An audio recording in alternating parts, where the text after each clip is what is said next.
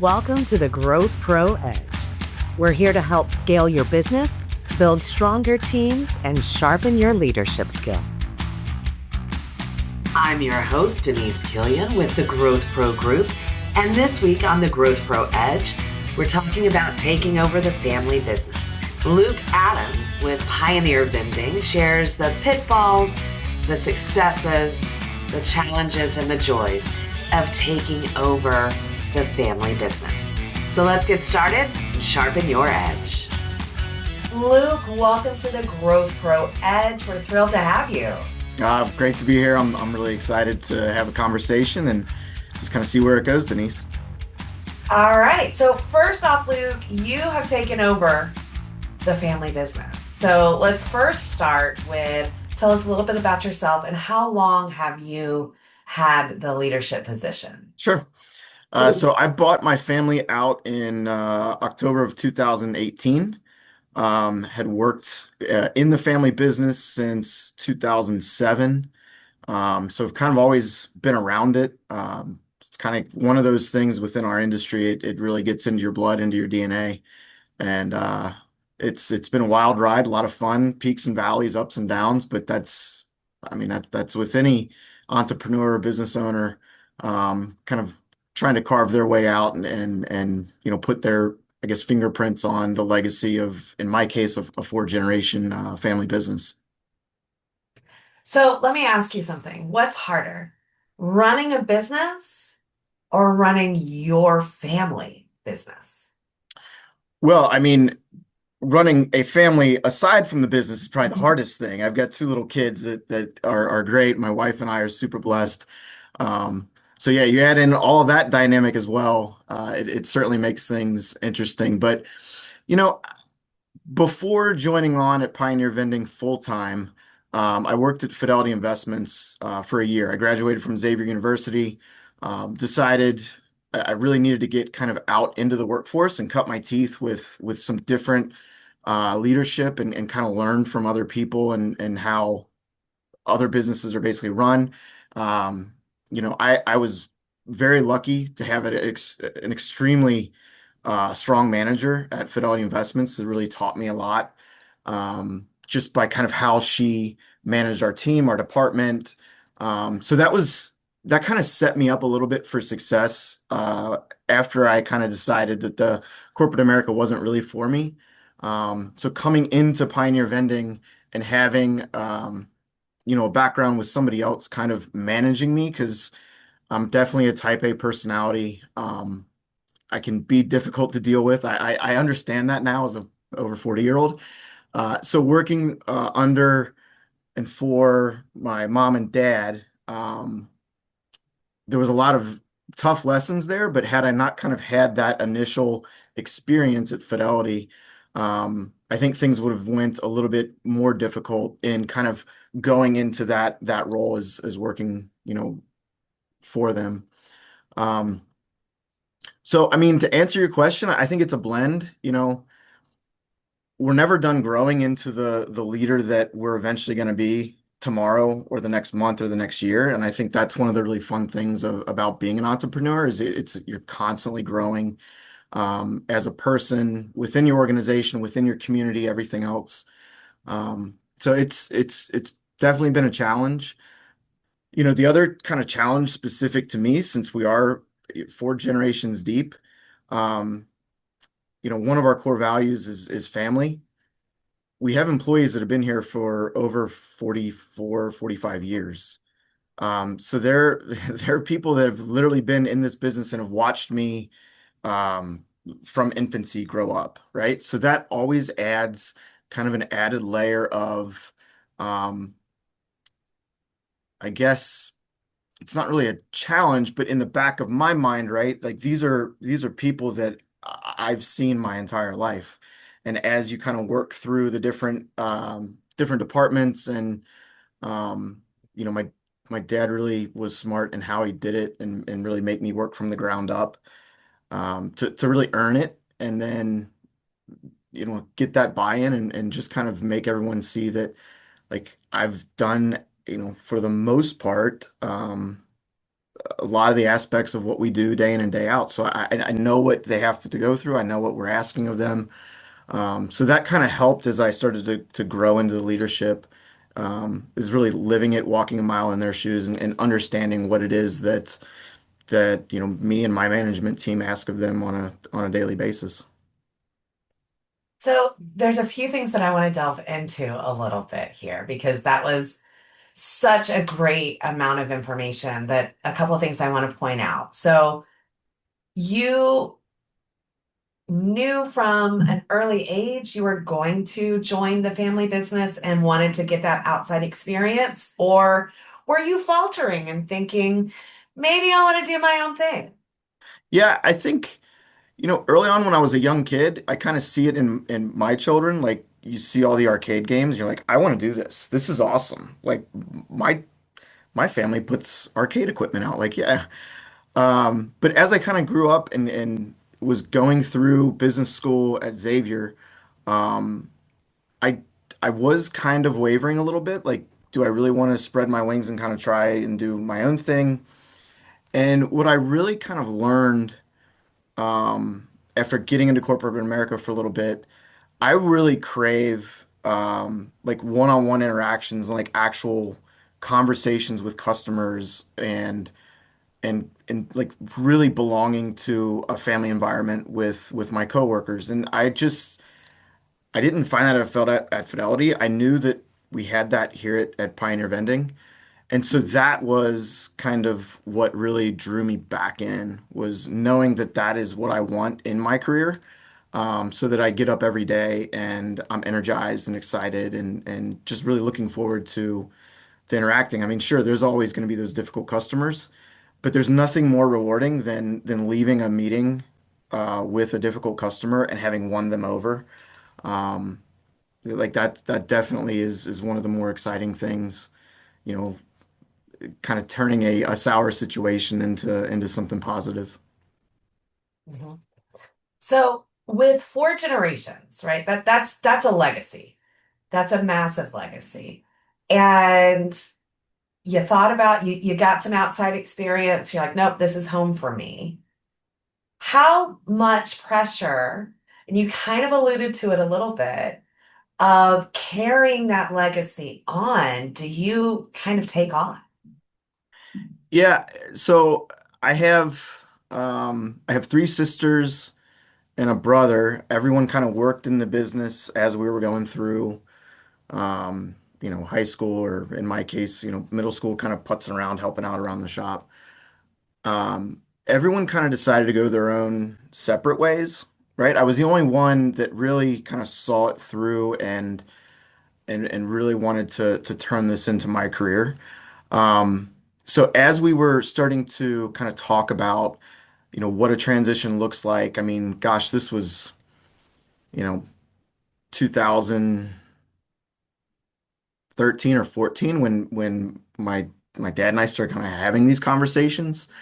Um, I didn't really fully understand the weight of what like that kind of means to carry on a legacy like this until you start kind of working through, um, what that looks like. So at the time, I mean, I was the sales manager, eventually moved into the general manager role and was just kind of running the daily ops. Didn't really fully appreciate like the weight of um, what it means to be the owner and really care for all these people as if they're part of your family, until we really started sitting down and carving out like what a buyout would look like. One of the best things that we did was here in Cincinnati, there's what's called the Gehring Center, which is a program that you go through, and it's specifically designed for small mid-sized family businesses to help with that generation to generation buyout. So we brought in an incredible consultant, Mark Signorelli from Cincinnati Growth Partners, and he really helped kind of. I'll be honest, like this was a self-aware moment for me. I thought I was ready, like to take this on. I didn't have a clue what I was doing. I thought just because I was the daily general manager, like I can do this. Like this is simple.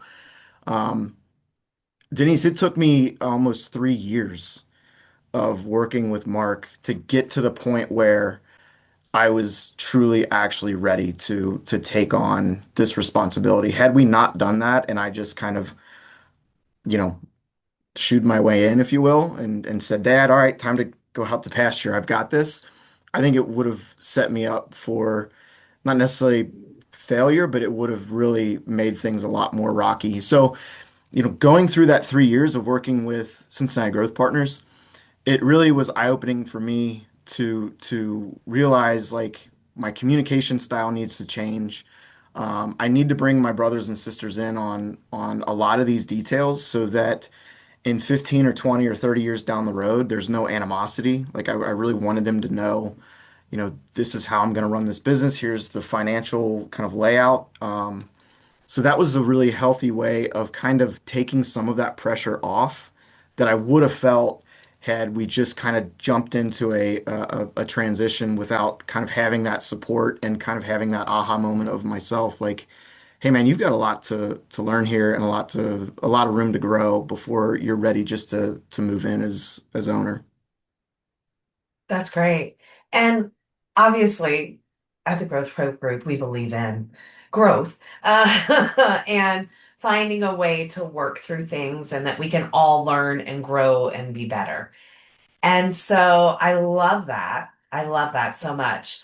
I do want to ask though about you made mention of two things. One, that your dad kind of put you through the paces and you worked there as a kid, as a teen, and then again, you came back and you had various different roles, and that you've done almost any of the roles within your company. You have done them yourself. But you also mentioned you've got employees that have been there as long as you've been alive and remember when you were born. And now you're in the corner office. How hard is that for both you and kind of for them? So the way that we kind of structured the buyout was really, really smart. I purchased the business. We didn't tell our employees for an entire year, right? So there were there were kind of changes to how our different management meetings and stuff would go, but we had kind of put some of those changes in place a year prior. So the joke was like the way that my dad ran the business, right? Old school, 45 plus years of experience, could run it from his instincts. And so he would have these management meetings or sales meetings or department meetings. And it was a lot of him telling people kind of what to do, where we're going. This is what I need you to do. This is how to do it. And I obviously don't have that type of experience. So I needed my management team and the leaders within our business to kind of start to find their own voices, right? So I took over the weekly meetings and the monthly department meetings. Um, and specific to the weekly management meetings, my dad could sit in the boardroom, but he wasn't allowed to talk. And we would debrief afterwards, right? So for a year and a half, like everyone kind of got used to this running joke that Dad's in the room, but he's not really in the room because he's not allowed to talk. So we execute the buyout and we keep having these meetings the same way and don't tell anybody, right? So they get used to kind of me running the meetings and we implemented some departmental like budgets and cash flow forecasting, stuff like that. Like that's how by the gut my dad ran things. We didn't have any of that stuff at the time. So when we kind of have this company-wide meeting that, hey, I've sold the business to Luke.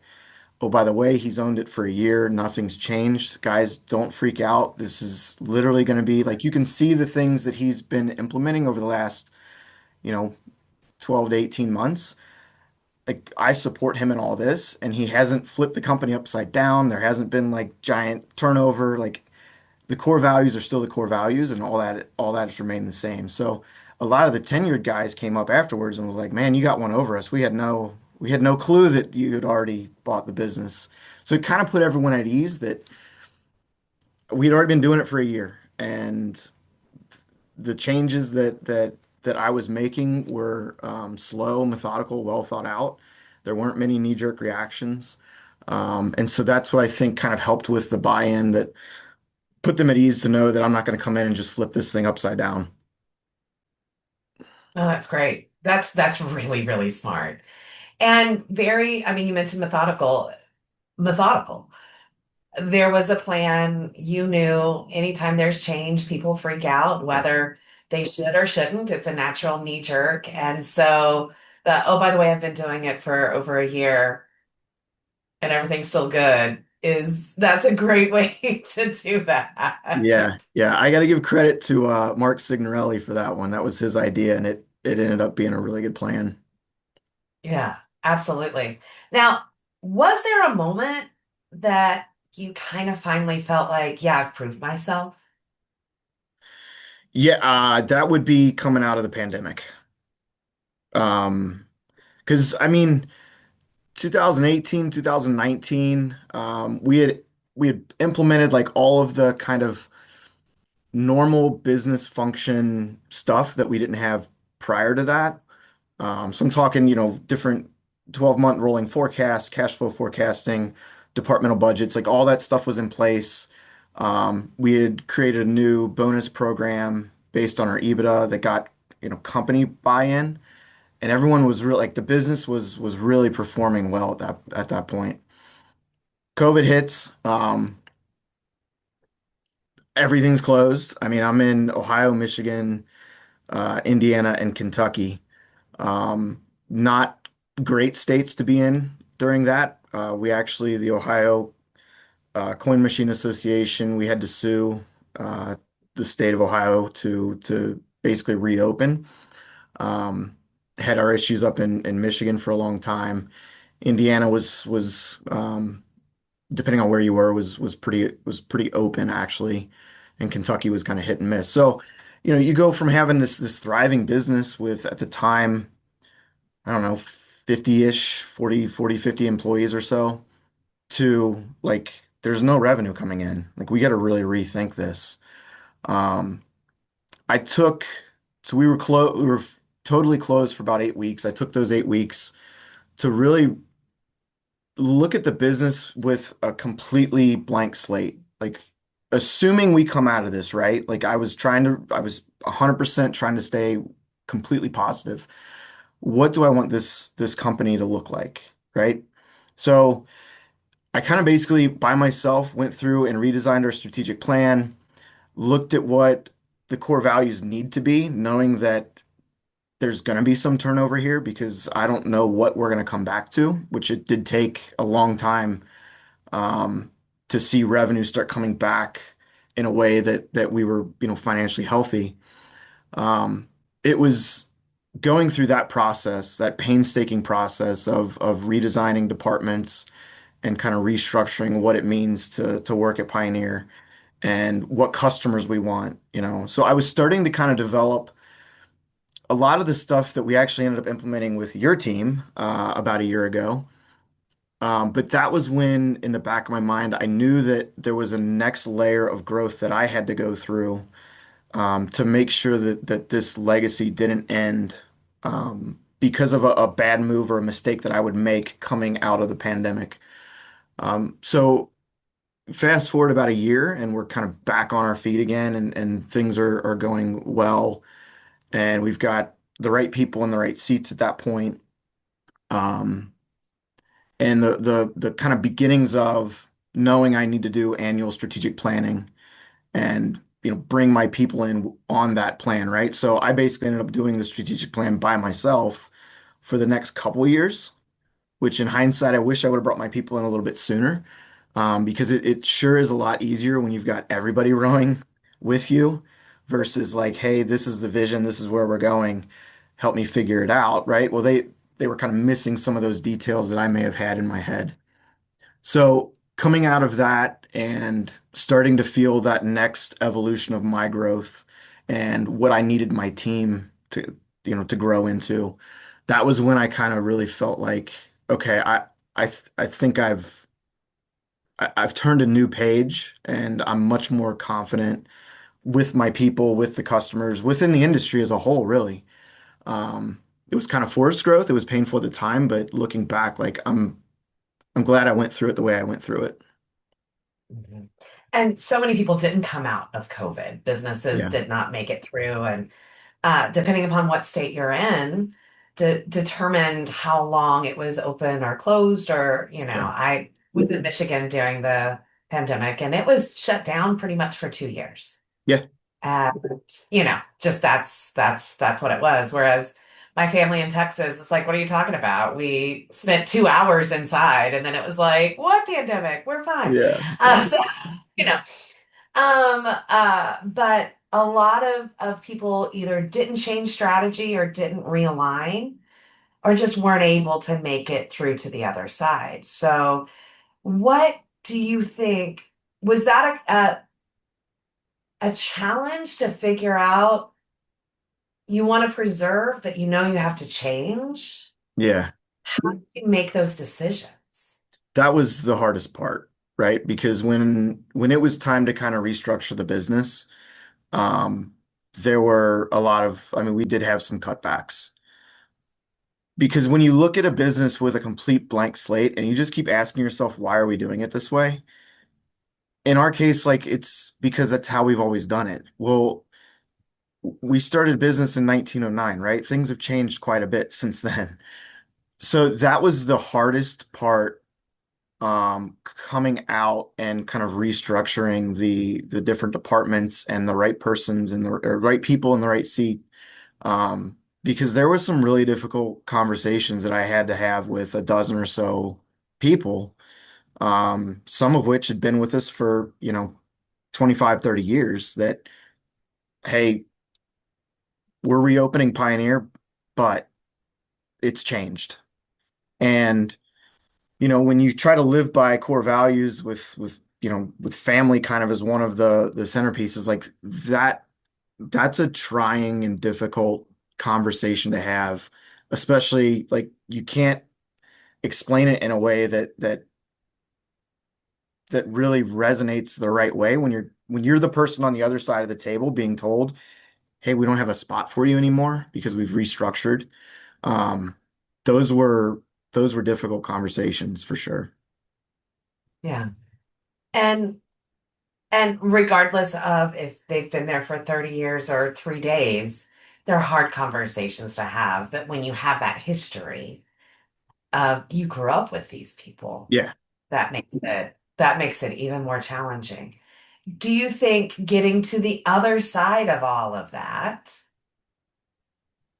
what biggest change do you think you see for Pioneer from sort of pre-2018 to today? We're a lot more analytical. We don't make business decisions based off our gut. I think one of a couple of the best things that I've done here recently, um, obviously I got to give you guys a plug. Like bringing you on last year was great. I've seen my management team grow leaps and bounds. But the other interesting thing in going through our first iteration of our strategic plan as a team was that we had a severe blind spot on our financial strategy portion of the business, the growth strategy, everything. So my team knew where we wanted to go. We all were in alignment with, this is how we're going to eventually achieve the big, hairy, audacious goal in 10 years. But we didn't have the financial person on our team yet, right? So I belong to a Vistage group. Anybody listening to this, I highly recommend reaching out in your local community. It's a CEO peer group. And so I started asking questions about, I have this need for financial strategy. I don't necessarily have the volume yet for a full-time CFO. What do I do? And four of the peers in my group said, we went fractional CFO and it's been great. And so I interviewed four different CEO firms, fractional CEO firms. And I was really intent, kind of what I learned from talking to these people who went through it. I was really intent on hiring for culture, right? Because anybody that's a great CFO mind can do the functions of the CFO, but when they're fractional, you need them to feel like they're part of the team. They need to be part of the team for it to work. And so I hired an absolute home run, and That's really drove our business decisions, our budgeting, our equipment purchases, our hiring process, pay bands, all that stuff. Having that person on the team who, really feels a part of the team, was a huge step forward for us as we look into the future over the next 1 to 3 years, as we try to figure out, whether it's via acquisition or partnering with the right FEC locations who want to partner with an operator. Those are big ticket items. And if you don't have the right plan and don't have the right core values to find the right partners, right, you're gonna set yourself up to struggle. Yeah, absolutely.